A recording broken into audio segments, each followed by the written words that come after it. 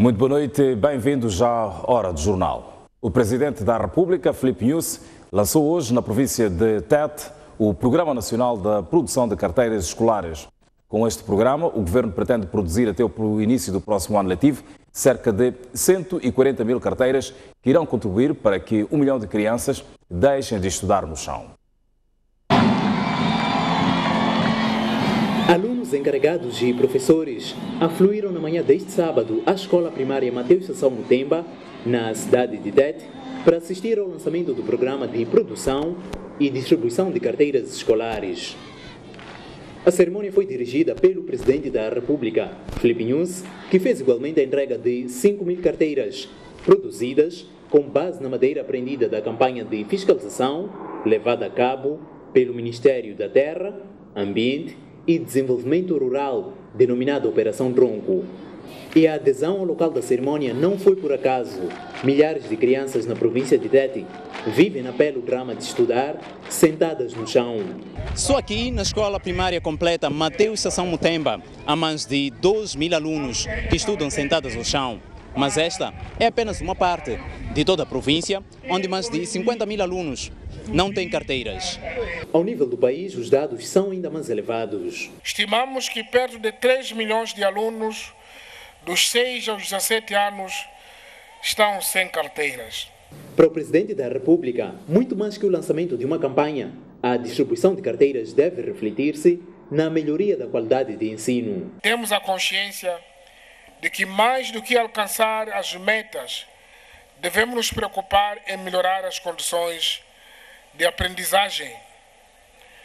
Os alunos devem saber ler e escrever letras, sílabas, palavras, frases e textos e, por essa via, adquirir as competências requeridas na vida ou nos níveis e classes subsequentes. Os alunos afirmam que é este o fim de um sofrimento que influenciava o seu aproveitamento pedagógico. Prometemos estudar, mas os nossos professores vão compreender melhor a nossa caligrafia, que saía sempre torta, sentados no chão. Enfim, resolve-se um problema, mas para os encarregados de educação há ainda outros desafios, como a falta de iluminação nas escolas, onde leciona-se no período noturno. Os outros alunos estudam à noite, na travessia não tem iluminação para poder facilitar a vinda e ida dos professores e alunos. Para a produção de 5 mil carteiras escolares que foram hoje entregues em Tete, o Estado gastaria pouco mais de 25 milhões de meticais, tendo sido possível poupar este valor, já que as referidas carteiras foram produzidas com base na madeira apreendida da Operação Tronco. O Governo espera até 2019 não ter nenhum aluno a estudar sem carteira. As 1.000 carteiras serão distribuídas às escolas da província de Nampula até finais do presente ano. A iniciativa enquadra-se no projeto de produção e distribuição de carteiras escolares do Ministério da Terra, Ambiente e Desenvolvimento Rural, que defende a exploração sustentável e responsável dos recursos naturais. As carteiras são produzidas através da madeira apreendida na Operação Tronco, uma nova forma de fiscalização adotada pelo Ministério da Terra, Ambiente e Desenvolvimento Rural. Cerca de 500 carteiras foram entregues este sábado à Escola Secundária de Nampula. Até o fim do ano, a província espera receber 10 mil carteiras. Nampula tem neste momento cerca de 690 mil alunos, dos cerca de 1 milhão e 300 mil que existem, que ainda estão sentados no chão. 690 mil. Através deste programa de produção e distribuição de carteiras, vamos receber até final deste ano 10 mil carteiras.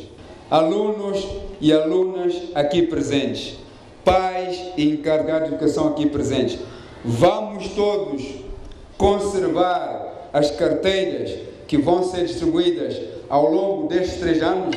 Vamos vamos ou não vamos? Os pais encarregados de educação, presentes na ocasião, congratularam o governo pela iniciativa que fará com que muitos alunos deixem de assistir aulas sentados no chão. Estamos convictos que com esta iniciativa reduzir-se-á significativamente o número de crianças que estudam sentadas no chão, fato que irá contribuir para a melhoria da qualidade de ensino e o bem-estar dos nossos filhos. Refira-se que durante a Operação Tronco foram apreendidas grandes quantidades de madeira de diferentes espécies exploradas ilegalmente. Os partidos Frelimo e Renamo anunciaram neste sábado os seus respectivos candidatos para as eleições intercalares de Nampula, agendadas para 24 de janeiro próximo. Amici Cololo concorre pela Frelimo, enquanto Paulo Van Hale concorre ou carrega a bandeira da Renamo naquele escrutínio. Amici Cololo, único concorrente, foi eleito por unanimidade e consenso pelos 75 membros do Comitê Distrital da Frelimo em Nampula, passando deste modo a representar aquele partido nas eleições intercalares de 24 de janeiro próximo. Já temos um candidato, foi eleito por unanimidade e consenso, 75 membros do Comitê Distrital, 75 votos válidos na urna, significa consenso, significa que a máquina da Frelimo está preparada para enfrentar este processo que é de eleições intercalares. Quero congratular-me pela confiança que os camaradas me deram e aí é uma responsabilidade acrescida e devo realmente dar a confirmação aos camaradas que o partido tem quadros e nós vamos dignificar esta chamada, vamos lá dizer, ao desenvolvimento ao nosso país. O partido Renamo reuniu-se com seus membros nesta cidade, os quais manifestaram a sua vontade e depositaram confiança em Paulo Van Hale. O senhor Paulo Van Hale mereceu a confiança do partido para ser candidato que vai carregar a bandeira da Renamo nas intercalares de 24 de janeiro do próximo ano para a cidade de Nampula. Sinto-me bem, sinto-me feliz por ter sido confiado pelo partido, pela direção máxima do partido, então para concorrer às eleições intercalares de 2018, né? Mas lamento porque não devia ser este momento que nós podíamos fazer essas eleições intercalares por causa da morte, nós não podemos fazer nada. O candidato da Frelimo é docente universitário e diretor da Assembleia Provincial de Nampula e o da Renamo é professor e deputado da Assembleia da República. O ministro da Defesa Nacional criticou os baixos níveis de produção alimentar no seio das Forças Armadas de Defesa de Moçambique. Falando no encerramento do Conselho Coordenador do seu Ministério, Salvador Mutumuk exigiu uma rápida mudança de cenário.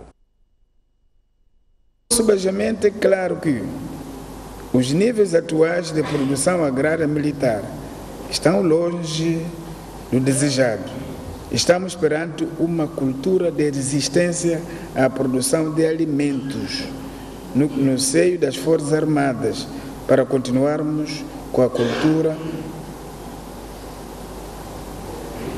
cultura de mão estendida e fomentar processo de compra e adjudicação menos claros de bens e serviços. Exortamos a todos os comandantes de ramos, estabelecimentos de ensino superior e médio militar, unidades militares a mudarem de postura. Este cenário deve alterar radicalmente nos próximos 2 anos de governação em falta. Continuam os ecos do segundo grande fórum Mosefo. Edson Macuacua defendeu ou defende que mais do que revisões da legislação, Moçambique precisa de uma reforma do sistema da justiça. O presidente da primeira comissão do Parlamento disse ainda que a atual dinâmica económica e social não se compadece com uma justiça lenta e complexa. Com o tema Justiça, Reformas e Desenvolvimento Econômico, o último painel do segundo Fórum Mosefo teve como orador principal Edson Macuacua. O presidente da primeira comissão do Parlamento fez uma radiografia da evolução das reformas legais de Moçambique desde a proclamação da independência nacional. A principal conclusão é que as reformas visavam adequar as instituições à nova ordem constitucional, mas do ponto de vista do direito processual não houve mudança de paradigma. continua sendo um sistema moroso, complexo, oneroso e burocratizado. Do ponto de vista metodológico, apesar de reconhecíveis esforços empreendidos através da UTREL, que é a Unidade Técnica da Reforma Legal, houve, na verdade, um déficit na visão e abordagem sistêmica e integrada do processo de reformas legais, pois prevaleceu uma abordagem mais sectorializada do processo, o que explica, por exemplo, o facto de até hoje a Constituição de 2004 não ter sido totalmente regulamentada. Edson Makwakwa defende um sistema legal que cria um ambiente favorável à competitividade econômica e à atração de investimentos. Aliás, o jurista não tem dúvida de que a atual dinâmica econômica e social não se compadece com uma justiça lenta e complexa. Moçambique carece de uma reforma profunda da legislação processual e da legislação econômica, para que tenhamos um novo paradigma da justiça. Uma justiça que facilita a vida dos cidadãos. Um sistema simples para todos. Um sistema eficaz e eficiente, que promova o dinamismo e a competitividade das empresas e o investimento nacional e internacional em prol do bem comum. Edson Makwakwa lembrou ainda que as normas jurídicas buscam regular as atividades econômicas no sentido de tornar os mercados eficientes e melhorar a qualidade de vida para a população. Abdul Karimo diz que as normas jurídicas moçambicanas são feitas para profissionais do direito e não para o cidadão. O antigo diretor da Unidade Técnica de Reforma Legal juntou-se ao último painel para discutir a justiça, reformas e desenvolvimento econômico. Abdul Karimo começou por defender que os cidadãos devem, antes de tudo, ter acesso ao direito. O que é que significa ter acesso ao direito? Devem conhecer as normas jurídicas, devem poder interpretar e ler normas jurídicas. Este é o primeiro problema que existe no país. As nossas normas jurídicas são feitas para profissionais do direito, não são feitas para o cidadão. O que os cidadãos devem ter é direito ao acesso à justiça, que é muito mais amplo do que o acesso aos tribunais. Abdul Karimo falou de algumas instâncias de resolução de conflitos. Temos os tribunais comunitários, temos as várias formas de composição de conflitos a nível das comunidades, os régulos resolvem problemas, os secretários de bairro resolvem problemas, as organizações sociais resolvem problemas, graças a Deus, não é? Porque com a morosidade dos tribunais que foi referido aqui, não sei onde é que estaríamos se não houvessem essas organizações. Temos a arbitragem, mediação e conciliação. Quando eu iniciei a elaboração da Lei de Arbitragem em Moçambique em 1997, havia 13 mil processos laborais a serem apreciados há mais de 5 anos no Tribunal Supremo. Hoje, as comissões de mediação laboral que nós introduzimos, em 2010, existem em toda a província, já receberam mais de 70 mil casos, já mediaram mais de 50 mil casos, com uma taxa de acordo entre o empregador e o empregado na ordem de 82,7%. Isto é um ganho. O jurista criticou o excesso do poder discricionário na administração pública. É preciso que as nossas leis garantam previsibilidade. Ou seja, dou-vos um exemplo muito rápido. A lei deve produzir os seus efeitos sem necessidade de intervenção do poder discricionário. Ou seja, a lei deve estipular os requisitos e, como consequência, eu, cidadão, ou eu, empresa, deve ter o efeito jurídico que a lei dá. Não devo depender da administração pública decidir se dou ou não dou. O presidente da Comissão Executiva do Millennium BIM acredita que a economia moçambicana vai ter um novo ciclo de crescimento em 2018. José Reino da Costa diz que o Grande Fórum Mosefo abordou temas importantes para a economia moçambicana. Como sabe, Moçambique está a atravessar uma fase com alguma dificuldade em termos económico-financeiros e por isso é natural que as empresas neste momento, também elas estejam a ter algumas dificuldades. No entanto, nós estamos a falar de projetos que são projetos para décadas, são projetos que o primeiro grande projeto foi aprovado agora, o projeto da Área 4 da ENI, que só vai começar a produzir daqui a 5 anos e, portanto, até lá há um longo caminho a percorrer e nós acreditamos seriamente que a economia moçambicana está apenas numa fase conjuntural e que a partir do próximo ano iniciará um novo ciclo e um ciclo de crescimento e que, portanto, também para as empresas será um ciclo de crescimento e de capacidade de desenvolvimento. José Renho da Costa, presidente da Comissão Executiva do Millennium BIM, falou do conteúdo local no contexto moçambicano. O conteúdo local é basicamente de dar oportunidade às empresas moçambicanas de poderem participar nas cadeias de valor que vão estar a ser criadas à volta dos megaprojetos. Portanto, os megaprojetos vão precisar não só dos grandes investimentos que nós conhecemos, mas vão precisar de muitos produtos e serviços associados, seja logística, seja formação, seja alimentação, seja alojamento. Enfim, há um conjunto de outras atividades económicas que se vão desenvolver à volta dos megaprojetos e é nesse ecossistema, chamemos assim, que as empresas moçambicanas, portanto, o conteúdo local se deve posicionar para poder tirar partido desse valor acrescentado trazido pelos megaprojetos. O presidente da Comissão Executiva do Millennium BIM dá nota positiva à forma como os temas foram discutidos no segundo Grande Fórum MOSEF.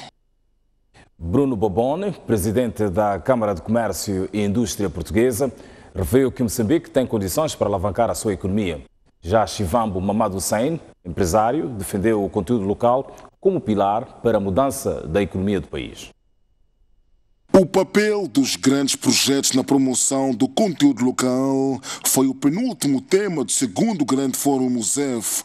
Bruno Bobone, presidente da Câmara de Comércio e Indústria Portuguesa, referiu que Moçambique tem tudo para crescer e explica porquê.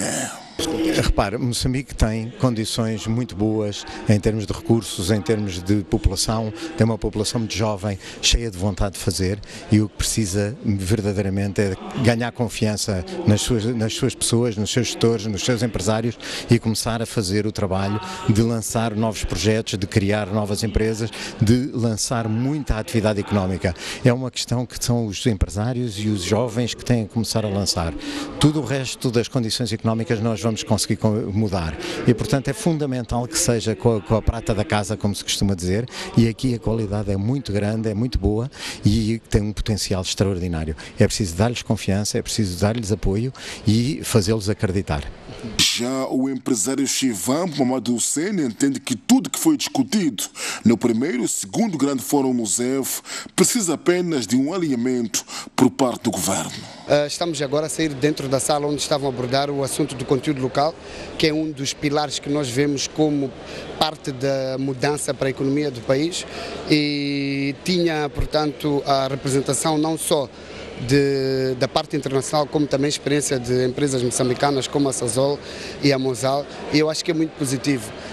O que eu acho que é imperativo é que depois do MOSEF, o relatório que for feito é que haja seguimento tanto a nível do setor privado como a nível do governo. O governo, a nível de prática, a nível de experiências, eu acho que existe de todas as maneiras. O que é importante é haver um alinhamento para que seja enquadrado a nível do plano que o governo tem, seja o plano 2025, etc, etc, etc, e que acolham estas portanto, todos os outcomes da MOSEF e que depois possam, de certa forma, tornar em prática. Os diversos intervenientes dizem que as discussões em volta da promoção do conteúdo local é um imperativo para a economia nacional. A equipa de segurança que esteve a proteger pessoas e bens durante o decurso do Fórum MOSEF afirmou que não houve casos de realce. Já o pessoal médico atendeu mais de 70 pessoas com apenas patologias básicas. Grande Fórum MOSEF acolheu mais de 1000 pessoas, de internacionais e estrangeiros, e por isso a segurança era indispensável. Joaquim Magalhães, responsável pela segurança interna do evento, diz que os 5 dias foram caracterizados por tranquilidade. Um agradecimento a todos os participantes do evento, que se comportaram esplendidamente, às outras forças de segurança que estavam connosco a trabalhar aqui nomeadamente os protocolos, a segurança da Casa Militar, que todos trabalhamos muito bem, que foi fundamental para o sucesso em termos de segurança deste evento. Já o médico que esteve afeto no posto de saúde do Mosef diz que não houve registro de pacientes com doenças graves. Atendemos nesses dias aproximadamente 50 a 70 pessoas com as patologias básicas. Ainda não tivemos ocorrência de patologias graves e acho que o balanço é positivo. Patologias básicas refere-se a que tipo de doenças? Doenças comuns no nosso meio, como hipertensão arterial, é uma das causas que leva as pessoas a virem aqui, e cefaleias, traz também muitas pessoas aqui, dores abdominais, e são essas doenças. Conseguiram dar resposta a todos esses casos? Sim, correspondemos e as pessoas serão satisfeitas. Assim foi o balanço da segurança dos participantes, bem como o estado de saúde daqueles que estiveram no segundo Grande Fórum Mosef, edição 2017. Observamos agora a nossa primeira pausa no Jornal da Noite. Nós voltamos já a seguir e voltamos com mais notícias. Até já.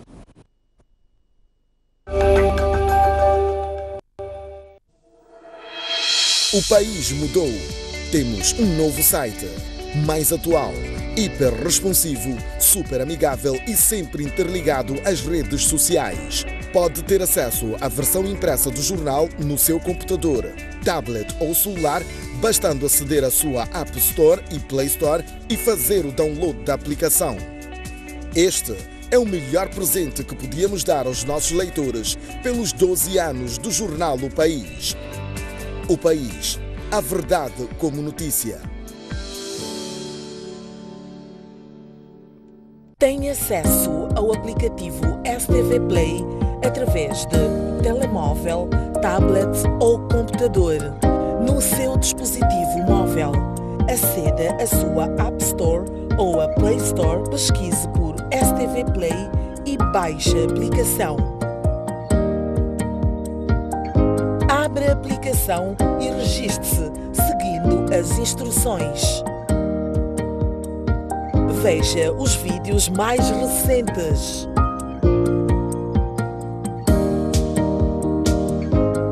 No seu computador, aceda ao endereço play.stv.co.mc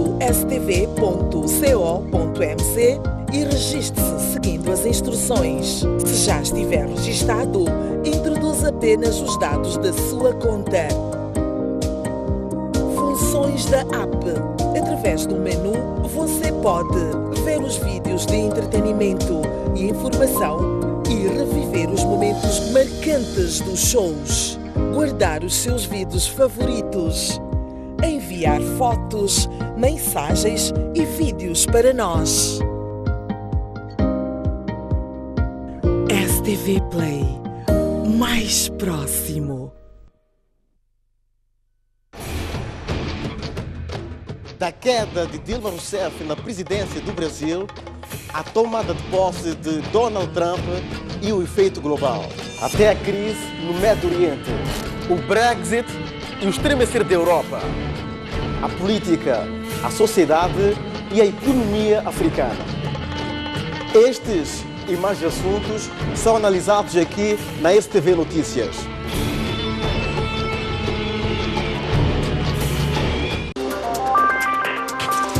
Sejam bem-vindos ao Pontos de Vista.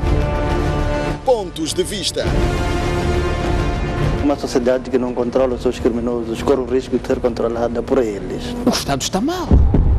Não perca a análise semanal dos principais acontecimentos com Tomás Vieira Mário e Ericino de Salema. Não pode haver desenvolvimento rural neste país sem se tocar na questão da agricultura. Muitos projetos falham porque vêm de cima para baixo e os beneficiários não sentem que têm propriedade, têm autonomia e podem decidir de melhor maneira como implementar os projetos. 50 jogos no marca do golo. Obviamente que esse ponta de lança não está a fazer o seu trabalho. Então, Zé Pacheco vem dos tempos de Anquim Sano, de Busa e continua lá. É um ponta de lança que não marca golos, logo está mais. Pontos de Vista, aqui na STV.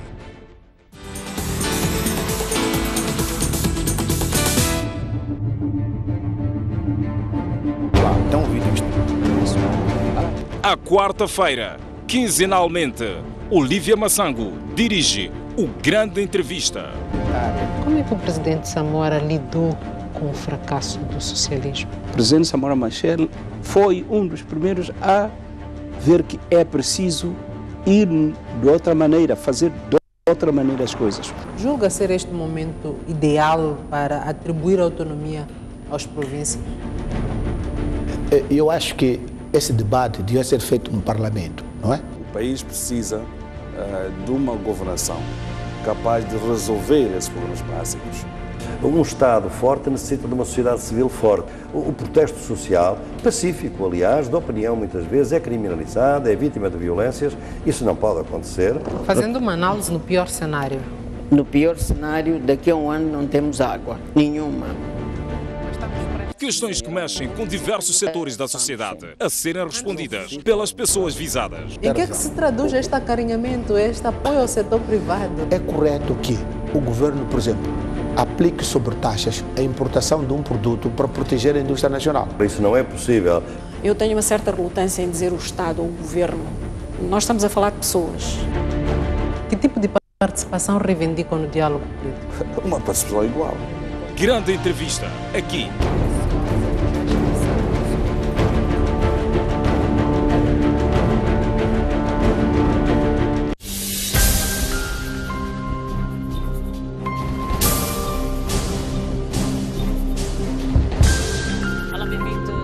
O país tem um déficit. Secretária permanente.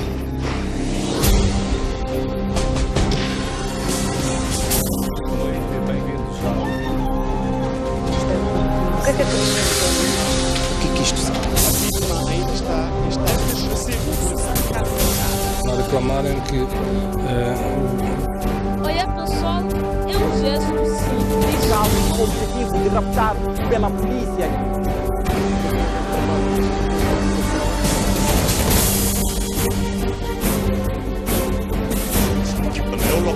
Esta é uma das vias.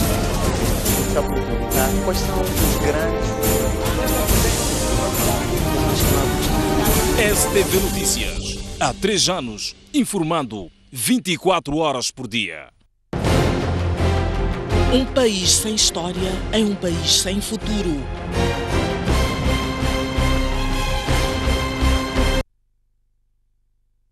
Um mundo sem referências é um mundo sem norte. Um país sem cultura é um país sem identidade. Um país sem ídolos é um país sem referências.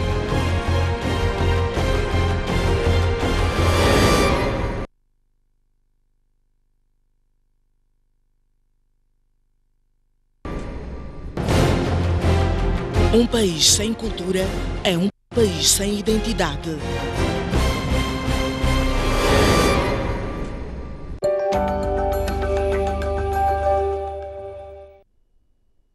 Seguimos com as notícias no Jornal da Noite. Rui Veloso, em concerto, marcou o encerramento do 2º Grande Fórum Mosevo. O homem de Anel de Rubi cantou e encantou numa noite em que vozes moçambicanas também surpreenderam o público. Dirigida sobre um monte, no meio da neblina. Noite de amor e sala cheia no salão multiusos do Centro de Conferências Joaquim Chissano.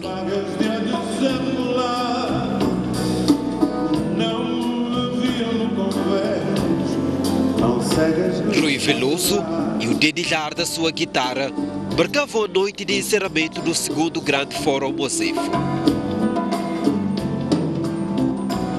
Meu primeiro beijo deu boas-vindas aos espectadores que não quiseram perder a festa.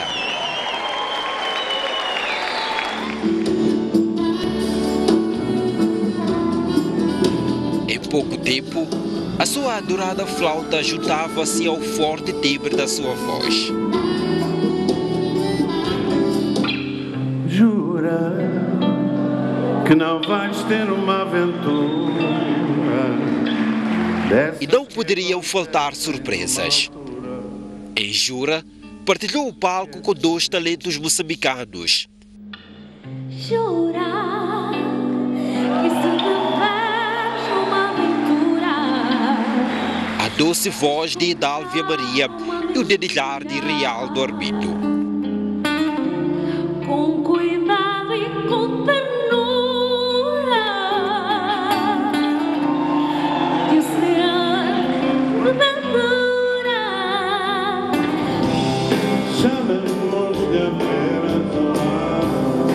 Quando o ritmo blues entrou em cena, a festa ficou mais intensa. Os espectadores mostraram os seus dotes de dança. A mexer um pouco o esqueleto. Mexer um pouco, só estar na cadeira não chega. Temos que abanar, temos que curtir. Em Portugal não se vê concertos sentado na cadeira. É em pé, a dançar e a estar com os amigos e ouvir a música.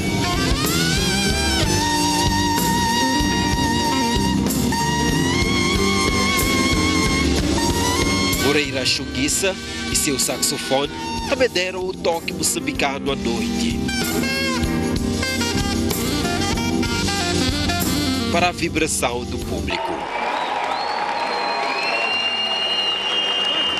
E era só contigo que eu sonhava andar para todo lado e até quem sabe, talvez casar.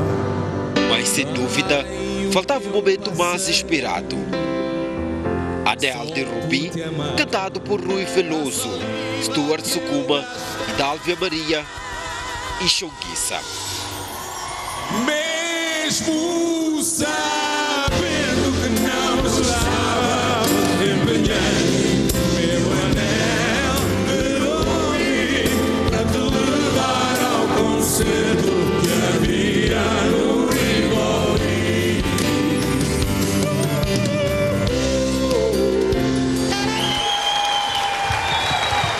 O concerto tinha chegado ao fim, mas o público queria mais.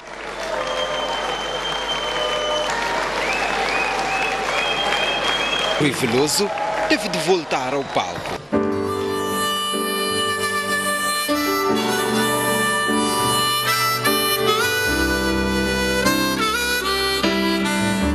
E assim, a noite chegava ao fim. Encerrava o segundo grande fórum Mozefo.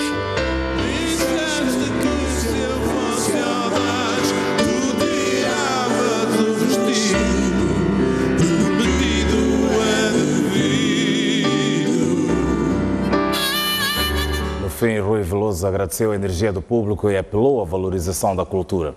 Já os artistas e espectadores enalteceram os momentos da festa que a organização do segundo grande fórum Mozefo permitiu-os viver.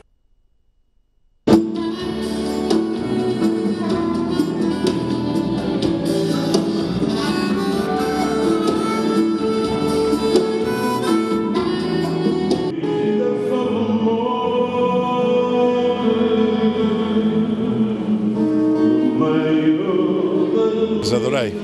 Pessoal, os meus convidados foram maravilhosos, os meus músicos tocaram muito bem, pronto, correu tudo muito bem. Sim, quer dizer, a cultura normalmente é conhecimento, portanto é preciso nunca esquecer a cultura, porque a cultura é sempre a base de tudo que um povo deixa, que os povos deixam, é a sua própria cultura, são as coisas. E a cultura é conhecimento e o conhecimento é cultura. E queria agradecer hoje, de grande coração, a generosidade do Rui Veloso por me ter convidado para cantar esta música que foi uma das mais esperadas da noite, Paixão.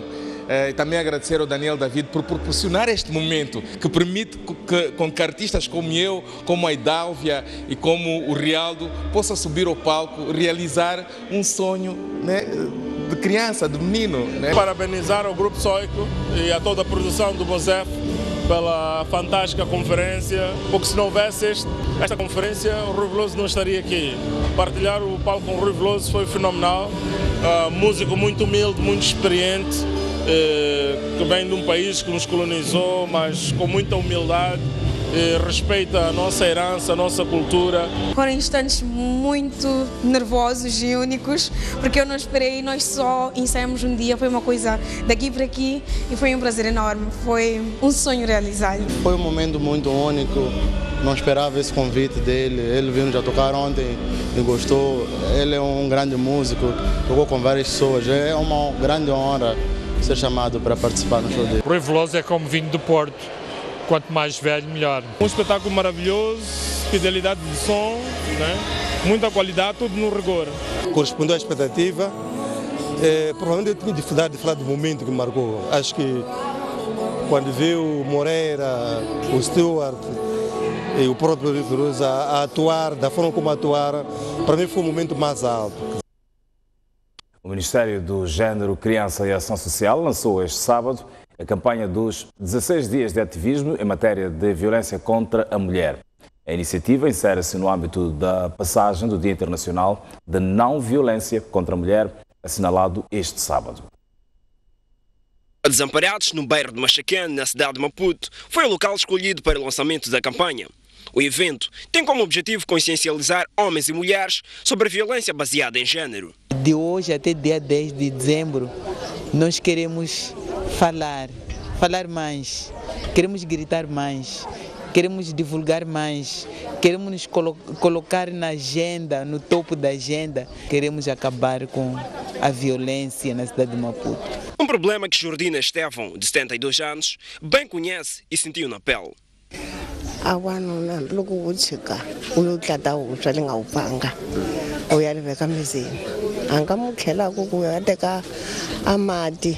awudwa isinza kulikukume sinza tinde umhlanjwa minenge lokawuyo ngiyozela umusisa swifambo umhlanjwa minenge lokungubitana kubitati kukhisa mababa. O lançamento da campanha contou com a presença de várias organizações da sociedade civil. O Fórum Mulher olha para a sensibilização como um fator importante no combate à violência contra a mulher. A consciência jurídica do problema da violência, esse é que é o grande desafio, sim. Aceitarmos que precisamos de educar a sociedade, homens e mulheres, para que não haja violência. Então, a questão também de nós fazermos a prevenção é importante. Os 16 dias de ativismo têm o seu término no dia 10 de dezembro, a data em que se assinala o Dia Mundial dos Direitos Humanos. Ontem, a 32ª reunião do Conselho de Diretores Gerais das Alfândegas da Comunidade dos Países Falantes da Língua Portuguesa. Os participantes discutiram o futuro das alfândegas na CPLP. Falando no encerramento do 32º Conselho de Diretores Gerais das Alfândegas, o Ministro da Economia e Finanças, Adriano Maliani, disse que a cooperação entre as autoridades fiscais constitui um desafio para a comunidade dos países falantes da língua portuguesa.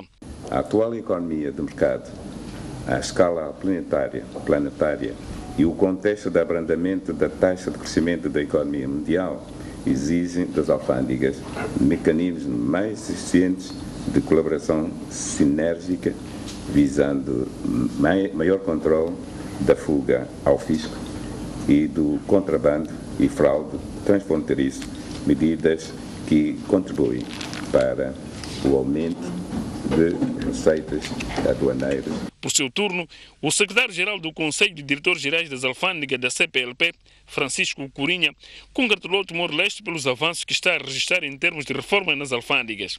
Apoiar a iniciativa de Timor-Leste para a implementação da janela única das alfândegas da CPLP, que irá permitir o reforço dos laços entre as nossas administrações. Congratular-se com o facto de, pela primeira vez, Timor-Leste ter decidido nomear um representante da CPLP. Na ocasião, o Ministro da Economia e Finanças assegurou que o Governo está a criar condições para que o 13º salário seja pago aos trabalhadores. 266 finalistas de diferentes cursos do Instituto Superior de Ciências e Tecnologias, Alberto Chipande, foram graduados este sábado em Maputo. Os mesmos prometem aplicar os conhecimentos adquiridos na academia para melhorarem as áreas em que foram formados. Estes Este é o culminar de um longo percurso deste grupo de estudantes do Instituto Superior de Ciências e Tecnologias Alberto Chipande, que viu este sábado o seu esforço a ser reconhecido com a atribuição de diplomas para os níveis de mestrado e licenciatura. A delegada do Instituto, também graduada nesta cerimônia, Emirene Augusto Matos, considera que os novos doutores devem procurar superar-se no mercado do trabalho. Que não apenas abraçarmos o título, é preciso corresponder o título e aquilo que são as necessidades do próprio país. Os restantes graduados afirmam que foram anos de sacrifício e por isso farão de tudo para aplicar os conhecimentos adquiridos nas áreas em que foram formados. Eu sou um profissional da Ordem de Segurança Pública e nesta fase, na defesa que eu fiz para o mestrado foi a pirataria discográfica na cidade de Maputo. Influenciei a sociedade a compreender que a pirataria prejudica a economia. Foi difícil porque a instituição lá onde eu trabalho queria que eu estivesse presente todos os dias e eu também, na minha mente, eu estava a ver, tinha que também aumentar os meus estudos para contribuir à sociedade. Nós adquirimos uma gama de conhecimento que nos permitirá agir de forma coerente e racional ao nível do mercado. O evento contou com a participação do Grupo Cultural Xindiro, que abrilhantou a festa com alguns números de danças tradicionais.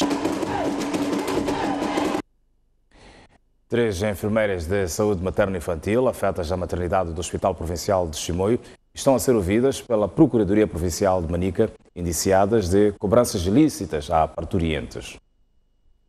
Sem avançar nomes das enfermeiras que estão a responder pelo seu envolvimento em cobranças ilícitas, Firmino Jaqueta, diretor provincial de saúde de Manica, apela às parturientes a denunciarem tais situações por forma a se tomarem medidas que possam travar o fenômeno. Neste momento nós temos das cobranças ilícitas e maltrato, temos 3 pessoas, 3 enfermeiras de saúde materno-infantil que estão a responder. E nós aqui queremos que as pessoas continuem a denunciar, porque não temos outra forma de resolver isso.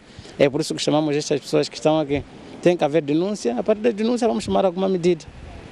Outro fenômeno que preocupa o setor da saúde, segundo Jaqueta, é o desvio de medicamentos que têm sido vendidos nos mercados, tendo sido detectados 7 funcionários que também estão a contas com as autoridades que administram a justiça. 7 funcionários também que estão a responder pela situação de serem encontrados, de serem indicados, porque eles entregam os medicamentos a um indivíduo. Este indivíduo depois divulga que não, eu fui entregue com este, pronto, é recolhido e fica a responder por aquilo que são os atos que são imputados a ele. Estes dados foram revelados no quadro da reunião provincial de envolvimento comunitário que decorre no distrito de Gondola, a qual junta, para além de profissionais de saúde, dirigentes a vários níveis e líderes comunitários. O distrito de Nampula registrou uma subida repentina de casos de diarreias agudas. Até segunda-feira passada haviam sido internados 25 doentes padecendo daquela doença. As autoridades de saúde no distrito de Nampula começaram a registrar a subida de casos de diarreias agudas desde o último domingo. As chuvas que se fizeram sentir semana passada são apontadas como estando na origem da doença, que levou ao internamento de pelo menos 25 pessoas. Registramos no nosso distrito um número assim repentino em termos de aumento de casos de diarreias agudas, mas deveu-se a uma situação de chuvas que verificamos na quinta-feira passada. Helder Rossolo, diretor dos Serviços Distritais de Mulher e Ação Social, assegurou que a situação tende a estabilizar-se com intervenções nos bairros. Pusemos-nos a trabalhar atrás dos casos na fonte, neste caso nos bairros envolvidos, e atualmente já estamos a estabilizar. Tínhamos no início, na segunda-feira, neste caso 25 doentes internados, e neste momento ficamos com 9 doentes. Os bairros com maior foco? O maior foco é o bairro de Muatala, depois temos o bairro de Namiteca, depois temos o bairro de Mutawanya. Para reforçar a capacidade de intervenção e atendimento aos doentes, foi implantado um posto de saúde na unidade comunal Namiepe, em Namicopo, para atender 70 mil habitantes. Fazemos já a nossa segunda pausa no Jornal da Noite, mas antes olhamos para a previsão do estado de tempo para as próximas 24 horas do país. Maputo poderá ter uma máxima de 26 graus Celsius, mínima de 19. Para Xixaia, a previsão de 26 de máxima, 20 de mínima. 28 de máxima para Inhambane, uma mínima de 21 graus. Beira, com a previsão de 28 de máxima, 23 de mínima. Chimoio, 27 de máxima, 18 de mínima. Para Quelimane, no dia mais quente, 33 de máxima, 23 de mínima. Mais quente ainda estará a cidade de Tete, com a previsão de 36 de máxima, 24 de mínima. Esperam-se máximas de 35 graus Celsius para Nampula, mínima de 23, 32 de máxima para Pemba, 22 de mínima, e para Lixinga, máxima de 27 graus Celsius, mínima de 18 graus.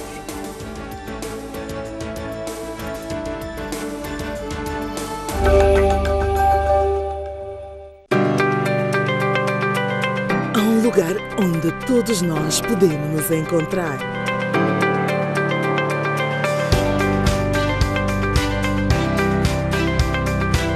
Um lugar onde a sua televisão está mais próxima de si.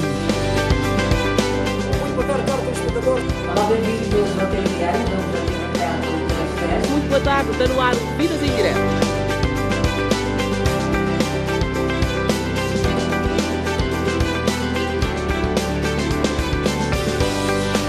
Agora já pode ver os seus programas prediletos quando quiser e onde quiser.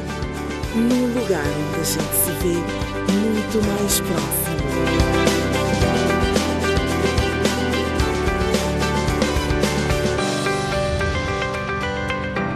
STV Play, mais próximo.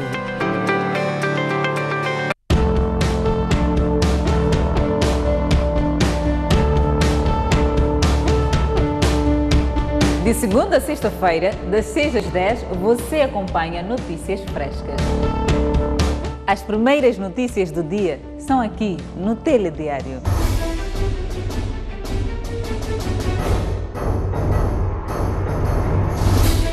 O seu dia começa conosco e com você, informado.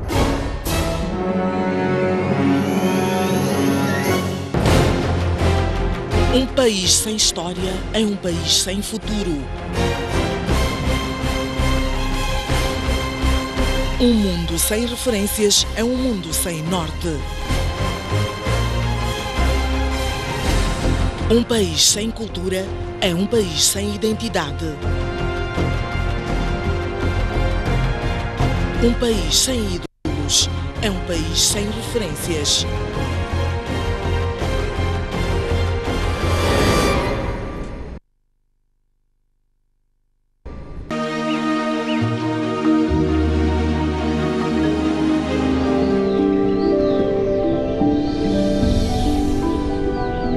It's incredibly exciting. It's discovery every day. It's meeting these lions, these magnificent, beautiful animals in the field, and recognizing that they're true survivors in this ecosystem and really the hope for the future of this park.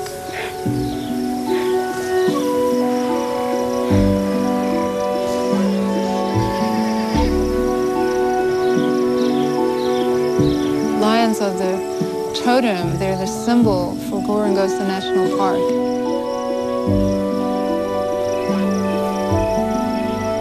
Mas a triste verdade é que os leões necessitam tanto da Gorongosa como a Gorongosa necessita deles.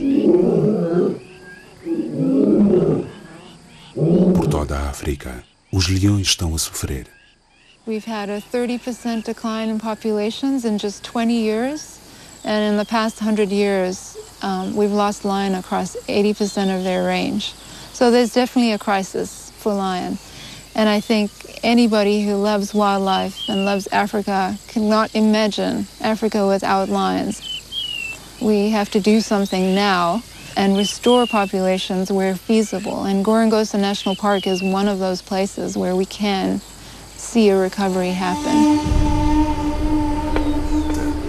We went from 200 lions to single-digit population. So genetically, there may be issues with this population. That's why we scurry after lion poop and collect hair and tissue and blood from lions that we immobilize. And these genetic bottlenecks can really create a screwy situation.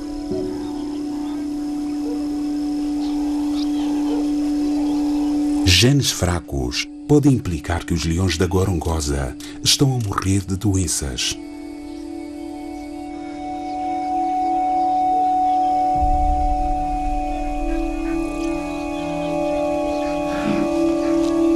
Mas há outra razão pela qual os leões não estão a recuperar. E está relacionada com algo que mata muitos dos animais do parque: a caça furtiva.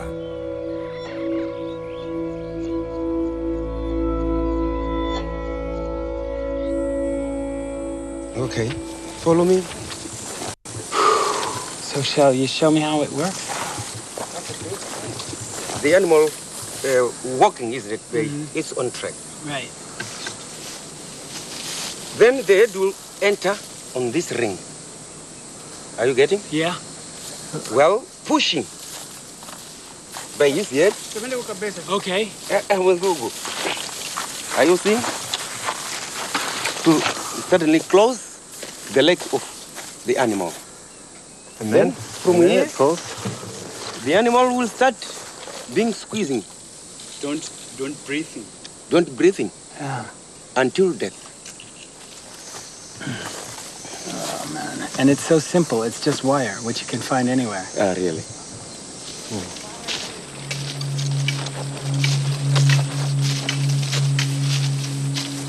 Os caçadores furtivos que colocam estes laços não estão a tentar matar leões.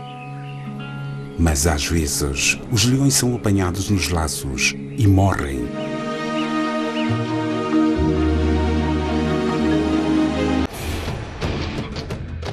Da queda de Dilma Rousseff na presidência do Brasil, à tomada de posse de Donald Trump e o efeito global, até a crise no Médio Oriente, o Brexit e o estremecer da Europa. Seguimos para a terceira e última parte do Jornal da Noite. O presidente do Egito promete uma resposta brutal aos militantes que atacaram ontem uma mesquita no Sinai, matando 235 crentes e ferindo mais de 100 pessoas. O presidente egípcio Abdel Fattah al-Sisi condenou o ataque a uma mesquita no Sinai, que resultou em 235 mortos e 130 feridos. Al-Sisi considera o atentado terrorista um crime de cobardia e prometeu às famílias das vítimas uma resposta brutal contra os atacantes extremistas, dizendo que o exército e a polícia iriam vingar a morte dos filhos das vítimas. O presidente dos Estados Unidos, Donald Trump, manifestou seu apoio e solidariedade ao presidente e povo egípcios, apelando ao uso dos meios militares para esmagar os grupos terroristas. Nesta sexta-feira, os atacantes colocaram explosivos artesanais em volta da mesquita e fizeram-nos detonar quando os fiéis saíam da oração. De seguida, dispararam indiscriminadamente contra os crentes que tentavam fugir, enquanto gritavam: "Deus é maravilhoso!". Nenhum grupo reclamou o ataque, mas suspeita-se o grupo extremista do Estado Islâmico, que tem uma história de ataques contra os fiéis sufis, acusados de introduzir inovações e fazer interpretação superficial do Alcorão. O que aconteceu no Zimbábue não foi um golpe de Estado. O Tribunal Supremo do Zimbábue deliberou ontem considerar legal a intervenção militar que moveu o ex-presidente Robert Mugabe a renunciar ao poder. Contrariamente a vários casos da história política em que a intervenção militar para forçar um presidente a deixar o poder é tida como um atentado ou golpe de Estado, no Zimbábue este tipo de ação é legal. Esta sexta-feira, o Tribunal Supremo do Zimbábue aprovou como legal a intervenção das Forças Armadas que moveu o ex-presidente Robert Mugabe a deixar o poder. Como justificativa, O Tribunal Supremo do Zimbábue argumenta que foi necessária a intervenção militar para evitar que pessoas não elegíveis tomassem as funções executivas do ex-presidente Robert Mugabe, aparentemente referindo-se à ex-primeira-dama Grace Mugabe, que pretendia suceder o seu marido de 93 anos de idade. O Tribunal Supremo considerou ilegal a demissão de Emmerson Mnangagwa como vice-presidente pelo então presidente Robert Mugabe. As decisões do Tribunal Supremo do Zimbábue foram criticadas por alguns peritos da lei. O diretor sul-africano da Human Rights Watch suspeita que o poder judicial esteja alienado no Zimbábue. O ministro zimbabueano do Ensino Superior, Jonathan Moyo, reagiu no Twitter dizendo que, se de facto as decisões do Tribunal Supremo representam uma nova era, então todos deviam rezar pelo Zimbábue. As forças militares do Zimbábue irromperam as avenidas de Harare na noite de 14 de novembro e detiveram o então presidente Robert Mugabe e sua família com pretexto de levar ao tribunal pessoas próximas a Mugabe que eram responsáveis pela destruição da economia. 3 ministros continuam detidos e as acusações foram tornadas públicas nesta quinta-feira. Pois bem, está pautada a informação no Jornal da Noite. Despeço-me e marco um novo encontro para amanhã, pontualmente às 19h55, para mais notícias. Até lá, desejo-lhe um bom final de semana.